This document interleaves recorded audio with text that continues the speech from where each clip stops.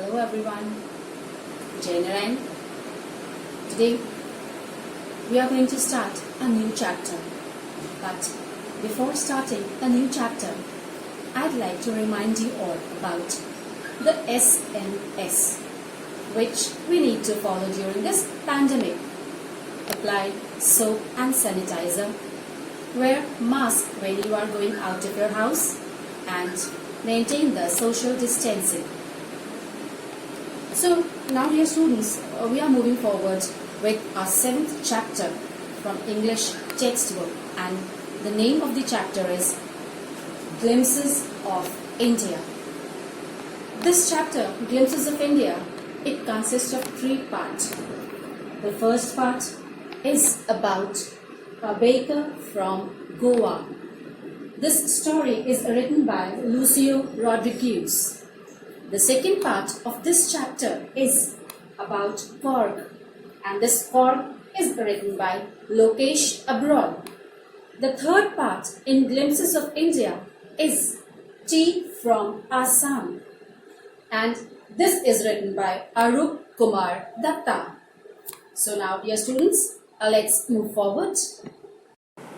So this is students chapter 7, Glimpses of India. Now we'll start the first part first, and the poet, the writer of the first part is Lucio Rodriguez. Lucio Rodriguez was born in 1916 and died in the year 1973. He was a great Konkani essayist. Lucio, he wrote several articles in English and Konkani language to various periodicals and magazines. He also served as the visiting professor of folklore at many universities and a professor of English in Mumbai and Goa. Now comes about the story. So, A Baker from Goa, it revolves around the relevance of a baker in the Goan culture, which dates back to the time when Portuguese, they ruled over the city of Goa. The Portuguese may have left, but the bread makers, they still continue to have an inevitable stature. In the story, the author, he recalls his childhood days and their excitement on seeing the bakers. They were very much enthusiastic to the point that they would run to him as soon as they woke up without even brushing their teeth.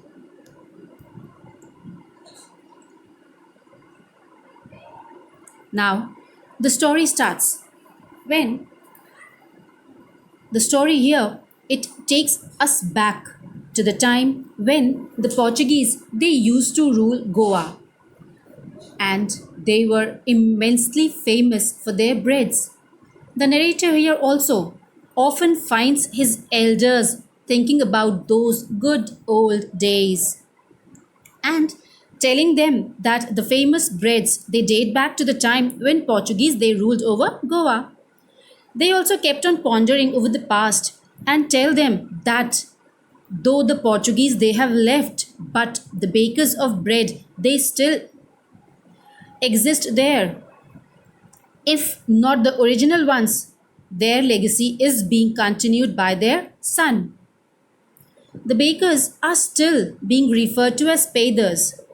Everything about baking is still the same, ranging from those who mold the bread loaves to the furnaces which have survived the ravages of time.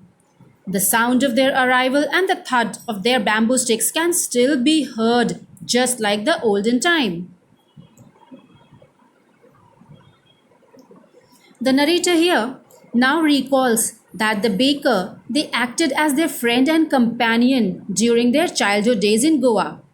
The baker, they used to visit twice a day, once while they were on the round to sell his loaves, and the other time while returning back with their empty baskets. So it was the sound of their bamboo stick that woke the children up early in the morning.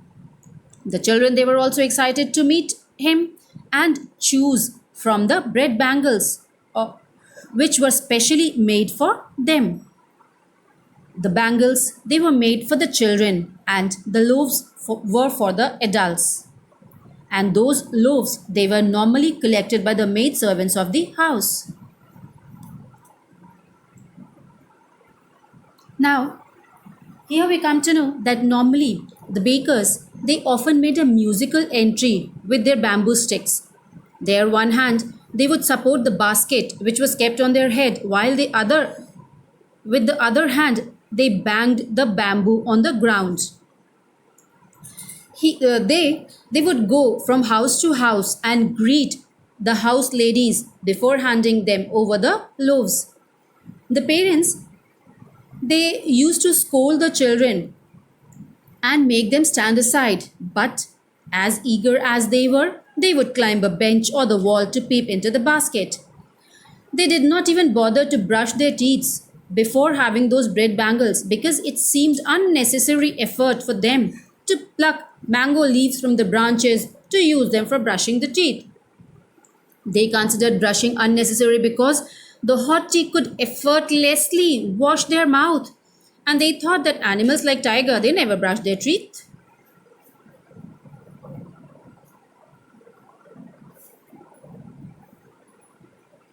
Breads is an important part of the Goan culture, and it is evident from its presence at every important occasion. From sweetbreads at marriages to sandwiches at engagement parties, and cakes and coconut cookies at Christmas, as well as on other occasions, makes the presence of a baker in every village extremely essential. Bakers were known to have worn unique knee length frock, dressed typically known as kabai. In the narrator's childhood days, he had seen them wearing shirts and pants, the pants whose length was shorter than the usual ones, and it was a part of their identity so much so that even if someone wears that trousers length now, he is said to have dressed like a baker or peddler, as he was said in the olden times. The baker had a way of making monthly record of bills on the wall using a pencil and then collecting the money at the end of the month.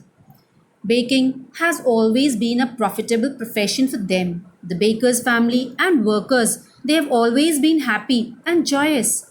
The bakers, they were usually fat, which was proof that they had lot to eat, and hence it was a proof that they had richness. Even to this day, someone with a well built body is compared to a baker. That's it, dear students, in the first part. We'll meet again with the second part. Thank you.